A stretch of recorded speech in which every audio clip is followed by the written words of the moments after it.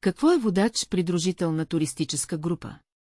Водач-придружител е човек, който придружава туристически групи, не е екскурзовод, по предварително изготвена програма на туроператор при туристически пътувания в чужбина.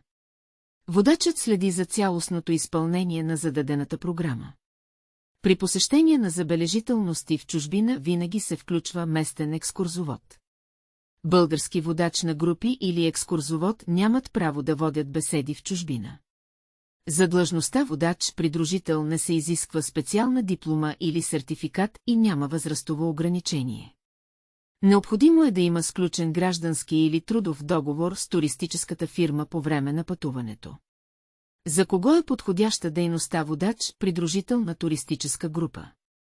Хора, които искат допълнителна работа през уикендите. Хора, които обичат и искат да пътуват. Хора, които искат да получават допълнителни приходи през свободното си време.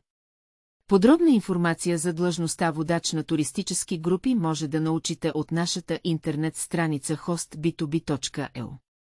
Или да позвоните на 0877956199.